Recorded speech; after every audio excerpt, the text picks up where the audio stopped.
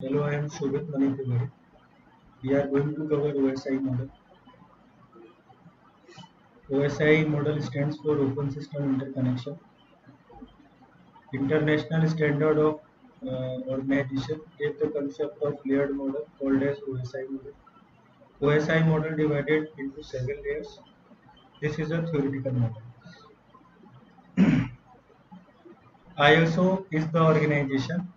OSI is the model.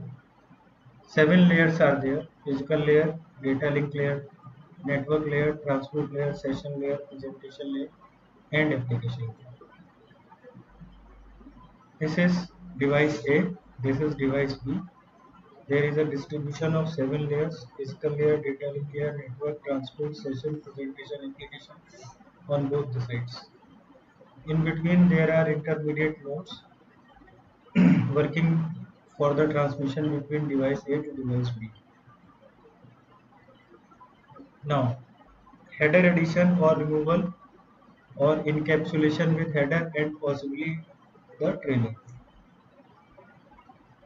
Now comes the physical layer. Physical layer is responsible for movement of individual bits from one node to the next.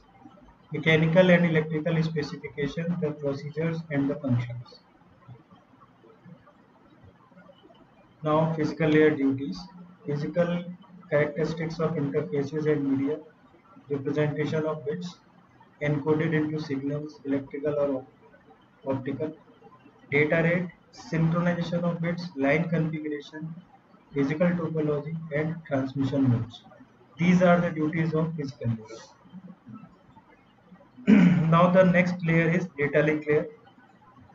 The data link layer is responsible for moving frames from one hop, that is node, to the next.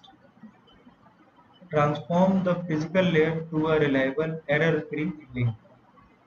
Here it is shown that a trailer bit T2 and header bit S2 is there from sender side, and on the receiver side header same header is removed and trailer is removed in order to transfer the data to the network layer.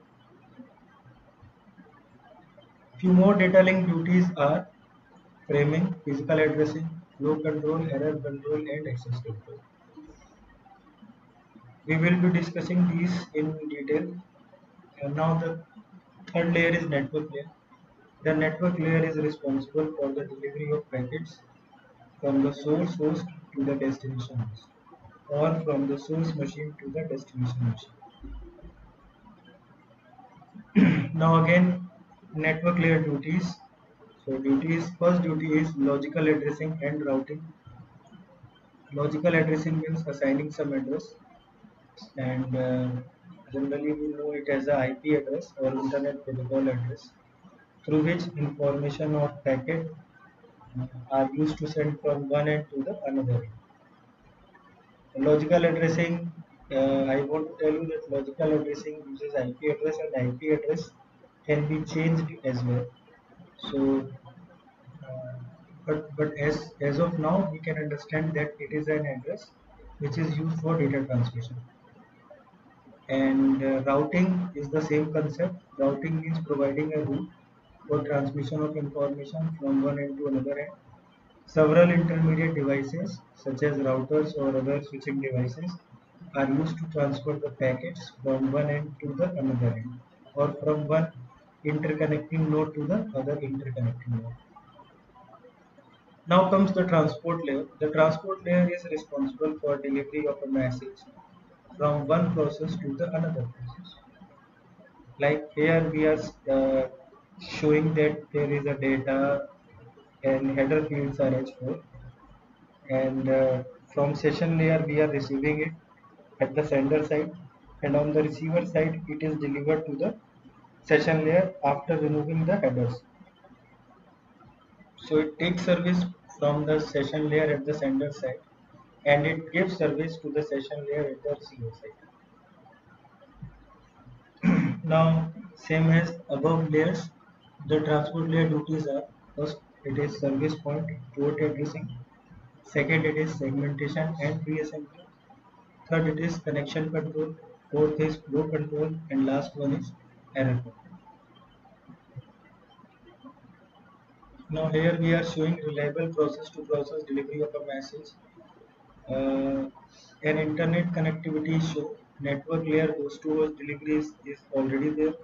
Now the transport layer ensures the services which are delivered from host to host are securely and in a proper manner sent to the process to process.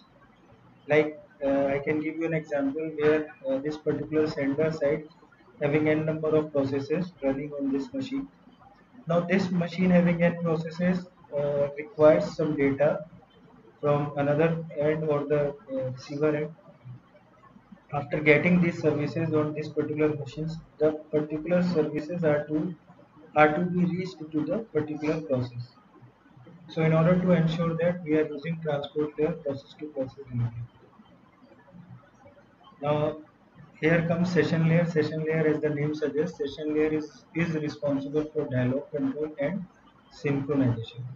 Like in real example, if we are sending some mail or sending some text message, then it should be sent and it should get an acknowledgement within a particular time limit, and hence its session is must.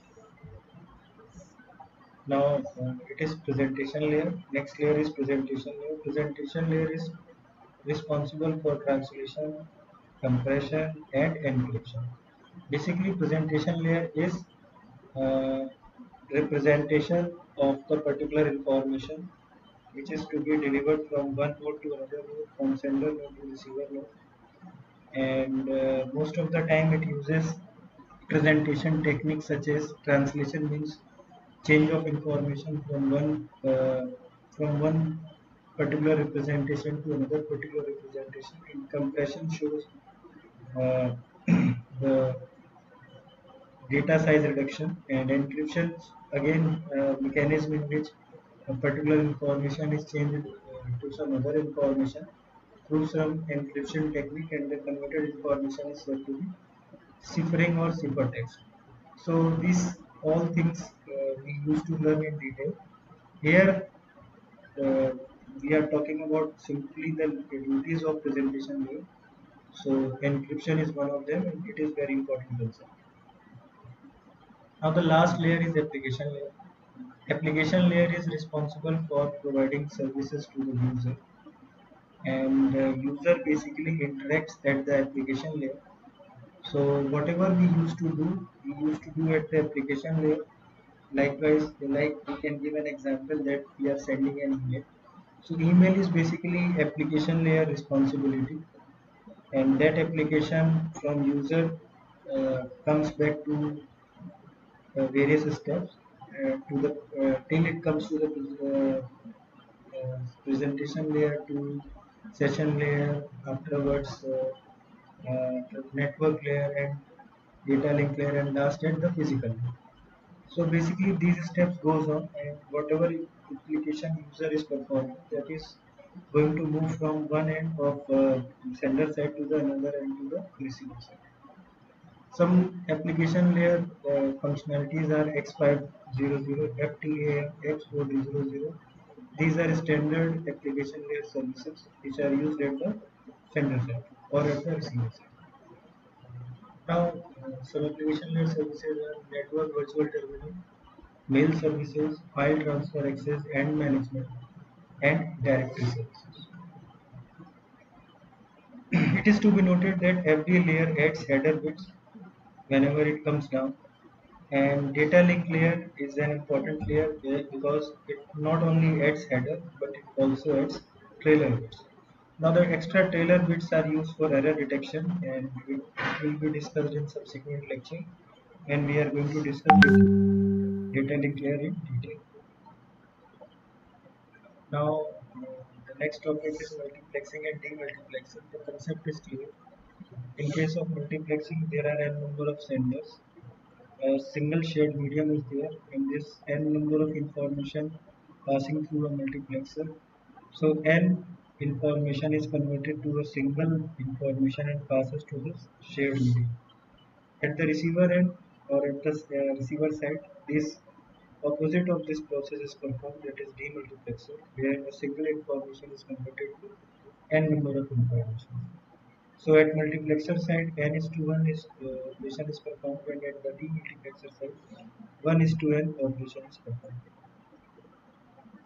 Need of multiplexing, it is simple because we are transmitting two or more signals simultaneously. Can be accomplished by setting up one transmitter receiver pair for each channel, but this is an expensive approach.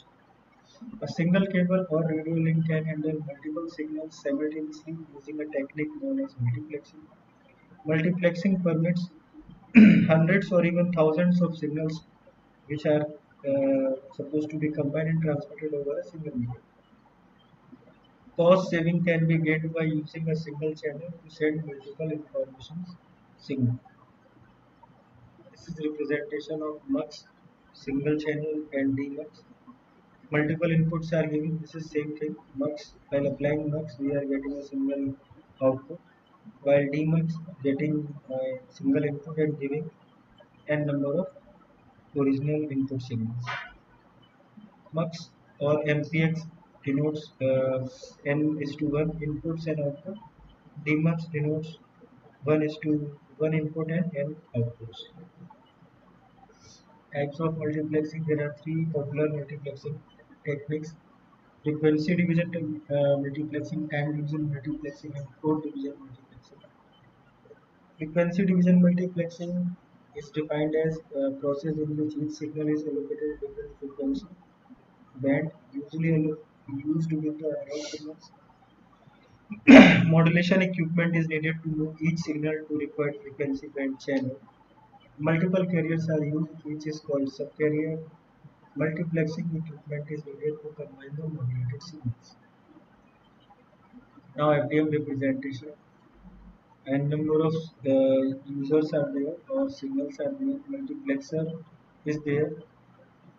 In case of frequency division multiplexing, it is divided into several channels: channel 1, channel 2, channel n. And at the receiver side, while demultiplexing, receiver 1, receiver 2, receiver n are there to receive the services. Now here, this is basically channelization, FDM channelization, and this is conceptual view of frequency division multiplexing as providing a set of independent channels. Each channel is separately assigned to particular schedule in case of frequency division multiplexing. Applications of frequency division multiplexing is FDM is used in telephonic network, television network also. It is used for AM and FM radio broadcasting.